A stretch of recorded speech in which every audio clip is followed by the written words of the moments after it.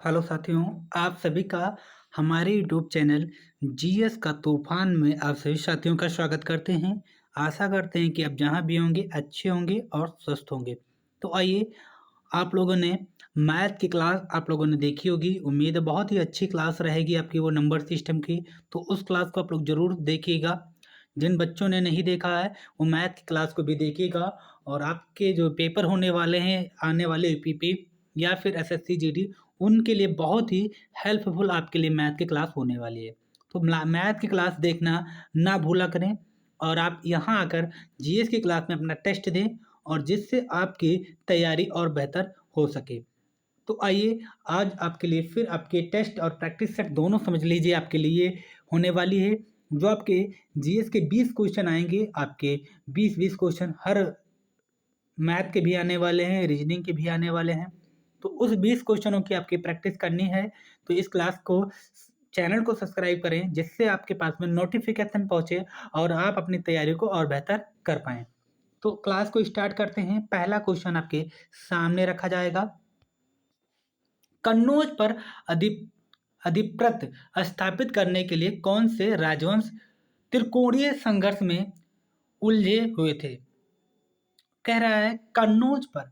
कन्नौज एक ऐसा साम्राज्य कह लीजिए जिसको स्थापित करने के लिए, जिसको पाने के लिए लोगों ने राजवंश त्रिकोणीय संघर्ष से उलझे हुए थे, जिसमें 4 वंश थे। एक था पाल, एक था प्रतिहार, एक था राष्ट्रकूट, एक थे चोल। ये 4 लोग ऐसे थे जो हमेशा संघर्ष कर रहे थे और आपको इस क्वेश्चन का आंसर बताना है कि वो किस क्रम में इसको हासिल कर पाए। तो जो इनका क्रम होगा वो हो जाएगा ए, वी और सी। मतलब ए ऑप्शन आपका सही हो जाएगा, पाल, फिर प्रतिहार, फिर राष्ट्रकूट। तो ए, बी और सी यही उलझे हुए थे त्रिकोणीय संघर्ष में। तो ए, बी और सी मतलब पाल, प्रतिहार और राष्ट्रकूट। अगले क्वेश्चन की तरफ चलते हैं। ऐसे क्वेश्चन मिलते हैं तो आप कर पाओगे। बहुत ही अच्छा क्वेश्चन आपका दिया हुआ है। क्वेश्चन नंबर 22 और 23 ये दोनों ही बहुत अच्छा है। पहला जो ज़्यादा अच्छा क्वेश्चन मुझे लग रहा है वो लग रहा है 23 नंबर। निम्नलिखित में से कौन शिक्षा से संबंधित है? ये क्वेश्चन आपको बहुत ज़्यादा मिलने वाला है। 23 नंबर आपको बहुत ज़्यादा मिलने वाला है क्योंकि इसमें सिलेंडर आयोग, बुड डिस्पेज, अधोमुखी ये तीनों ही एक ऐसे नाम हैं जो हमेशा शिक्षा से संबंधित है। सबसे अच्छा है बुड डिस्पेज।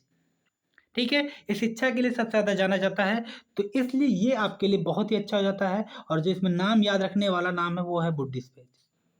तो ये तीनों हैं जो शिक्षा से संबंधित थे। उपयुक्त सभी आपका सही हो जाता है, लेकिन इन तीनों नामों में आपको बुड डिस्पेच का नाम याद रखना है।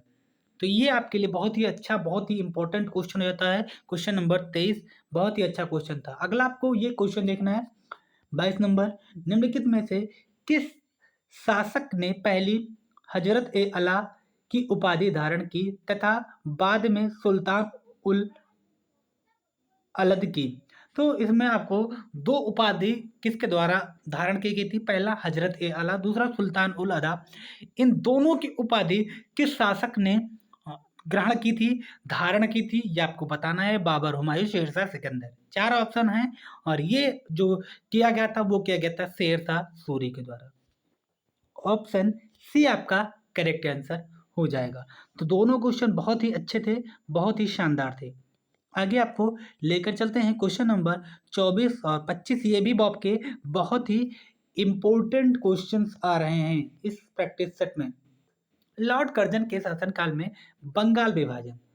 पहला क्वेश्चन ये पूछा जाता है कि बंगाल विभाजन किसके शासनकाल में हुआ? तो आपका आंसर आ जाएगा लॉर्ड कर्जन। पहला का आंसर आपको क्या मिलेगा? ध्यान से देखिए, मैं बता क्या रहा हूँ। ध्यान से देखिए, पहला क्या आंसर मिलेगा कि बंगाल विभाजन किसके समय में हुआ था, किसके शासनकाल में हुआ था? तो वो था लॉर्ड कर्जन की। पहला आंसर किस वर्ष में हुआ? 1905 में हुआ। के विरुद्ध में आंदोलन का नेतृत्व किसने किया था?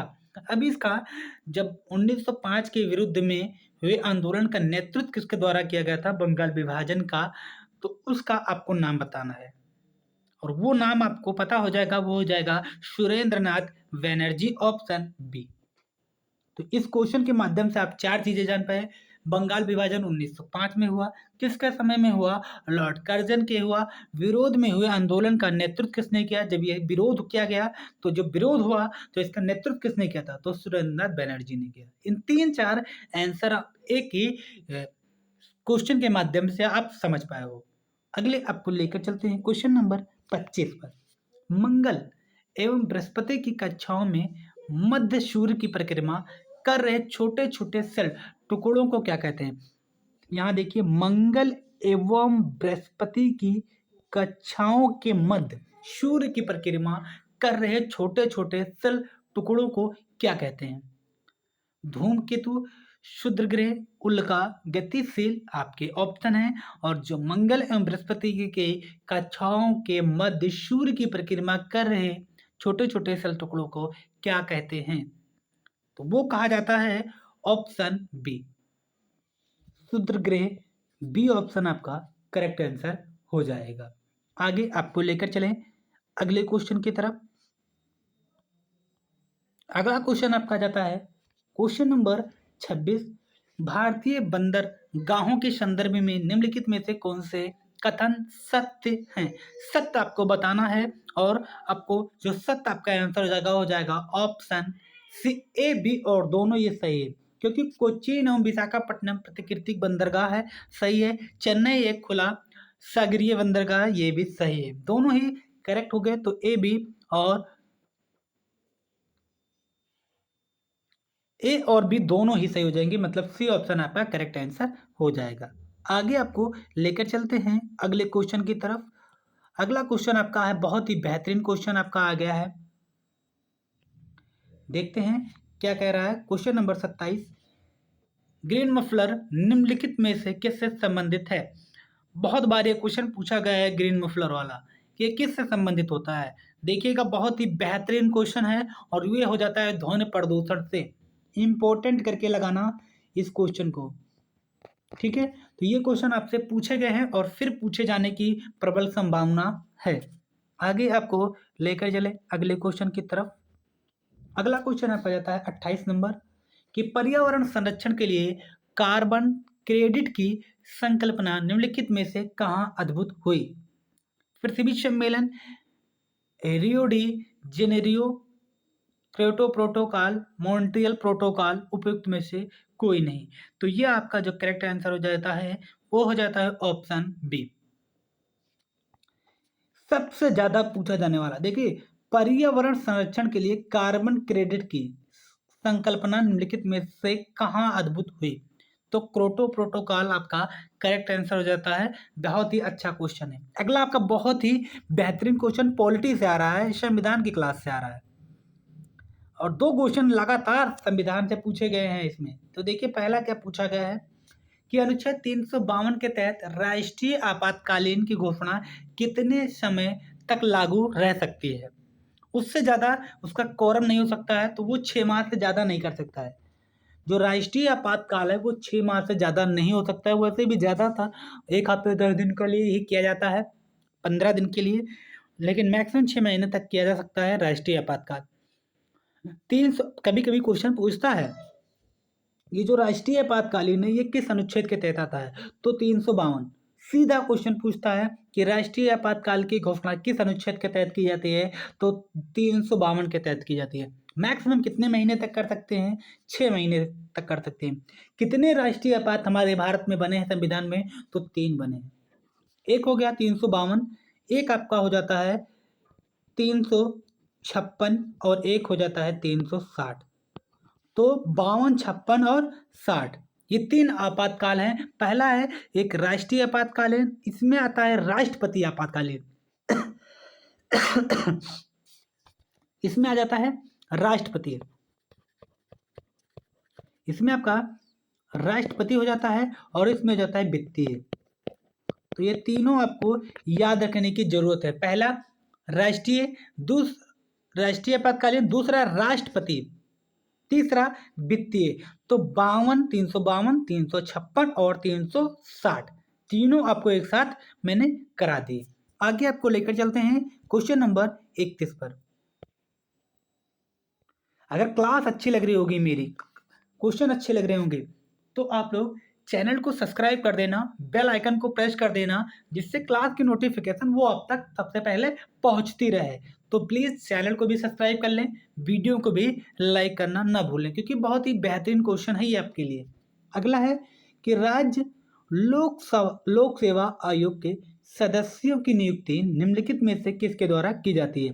राज्य लोक सेवा आयोग के सदस्यों की नियुक्ति निम्नलिखित में से किसके द्वारा की जाती है? ये आपको बताना है और वो किया जाता है आपके राज्यपाल के द्वारा। ऑप्शन बी आपका करेक्ट आंसर हो जाएगा। जो राज्य लोक सेवा आयोग के सदस्यों की नियुक्ति करता है वो करता है आपका राज्यपाल। तो करेक्ट आंसर आपका बी ऑप्शन एकदम करेक्ट आंसर हो जाएगा। आगे आपको लेकर चलते हैं क्वेश्चन नंबर 31 पर। ये भी क्वेश्चन बहुत अच्छा क्वेश्चन है कि मुद्रास्फीति के बढ़ने से धन की कार्य शक्ति घटती है। मुद्रास्फीति के बढ़ने से धन की कार्य शक्ति घटती है तथा मुद्रास्फीति में सर्वाधिक लाभ किसे होता है? समूह का, ऋणीकार को, या बचत खाता, ये राजकीय पेंशन। आपको आपका आंसर बताना है और जो आपका करेक्ट आंसर हो जाता है वो हो जाता है ऋणी को। वी ऑप्शन एकदम करेक्ट आंसर हो जाता है। जब मुद्रास्फीति के बढ़ने से धन की कार्य शक्ति घटती है तथा मुद्रास्फीति से सर्वाधिक लाभ किसे होता है? वो होता है ऋणी को। आगे लेकर चलें अगले क्वेश्चन की तरफ। अगला क्वेश्चन आपका है 32। निम्नलिखित में से किस प्रक्रिया से अणुओं की जो वास्तविक गति के माध्यम से उच्च तापमान से निम्नतर तापमान को उष्मा का संरक्षण होता है? तो चालन, संवहन, विकिरण, ए बी। ये आपके 4 ऑप्शन हैं, इसमें आपको करेक्ट आंसर बताना है और वो हो जाएगा ऑप्शन बी। आपके साइंस के बेहतरीन क्वेश्चन ऐसे ही आपको मिलने वाले हैं पेपर में। अगले आगे आते हैं, देखते हैं कि क्या क्या क्वेश्चन पूछे गए हैं। अब इसमें आपके साइंस के इस प्रैक्टिस सेट में ज़्यादा क्वेश्चन दिए हुए थे। देखिए, सांप, कछुआ और छिपकली तथा मगरमच्छ जंतुओं की किस श्रेणी में आते हैं? सांप, कछुआ, छिपकली और मगरमच्छ जंतु किस श्रेणी में आते हैं? ये आपको बताना है इस श्रेणी का नाम। तो इन जो श्रेणी है वो आपकी कौन सी हो जाएगी? आपको फटाफट से आपकी श्रेणी तय करनी है। तो वो हो जाती हैं आपकी, बहुत ही बेहतरीन क्वेश्चन है और जो इसका आंसर है वो हो जाएगा ऑप्शन सी हो जाएगा, सरीसृप। सरीसृप जो है यही आपका करेक्ट आंसर हो जाएगा। सांप, कछुआ, छिपकली और मगरमच्छ जंतु, ऑप्शन सी। आगे, बल का एसआई मात्रक, बहुत पुराना हो गया बल का एसआई मात्रक क्या होता है? वो होता है न्यूटन। बल का एसआई मात्रक न्यूटन होता है और ये छोटे क्वेश्चन भी पूछता है कभी कभी 1 नंबर का, कि बल का जो एसआई मात्रक है वो क्या होगा? वो हो जाएगा न्यूटन। और आपसे ऐसे छोटे क्वेश्चन भी पूछता है, तो इसलिए आपको पढ़ने की बहुत ही ज़्यादा ज़रूरत है कि बल का एसआई मात्रक क्या हो जाएगा? वो हो जाएगा न्यूटन। आगे आपको अगला क्वेश्चन देखते हैं क्या है। अगला क्वेश्चन आपसे है कि निम्नलिखित में से कौन सा एक बुरा उष्मा परिचालक है? बहुत ही बेहतरीन कह लीजिए। तो ये आपका करेक्ट आंसर हो जाएगा शीशा। ऑप्शन सी आपका करेक्ट आंसर हो जाएगा। फिर अगला क्वेश्चन है कि जंग लगना क्या कहलाता है? जंग लगना 36 नंबर का क्वेश्चन आपको बताना है कि जंग लगना है वो क्या है? वो आपका हो जाता है रेडियो अभिक्रिया, ऑक्सीकरण और अपचयन। ऑप्शन सी, जंग लगना, रेडिकस अभिक्रिया, ऑक्सीकरण और अपचयन। C option is the correct answer. आगे आपको लाल रुधिर कणिकाएं आरबीसी डैश में बनती है, क्या बनती है? अच्छे क्वेश्चन है और बहुत ही बेस्ट क्वेश्चन है आपका 37 नंबर, कि लाल रुधिर कणिकाएं आरबीसी फिर डैश में बनती है, क्या बनती है? तो वो हो जाती है ऑप्शन बी, लाल अस्थिमज्जा। ऑप्शन बी, लाल रुधिर कणिकाएं में आरबीसी फिर डैश में बनती है, वो बनती है लाल अस्थिमज्जा। ऑप्शन बी आपका करेक्ट आंसर हो जाएगा। अगला आपको देखते हैं क्वेश्चन नंबर 38 पर। आइए देखते हैं कि बाद में दूसरे बनने वाली प्राथमिक जाइलम तत्व को डैश डैश डैश क्या कहते हैं? ये आपको बताना है। तो फट से आप अपना आंसर दे देंगे मेटाजाइमल। B option is the correct answer. अब आपके इस प्रैक्टिस सेट में, इस टेस्ट में आपके 2 क्वेश्चन और बचते हैं, तो आइए उसको भी देखते हैं कि आपका दोनों क्वेश्चन क्या होगा।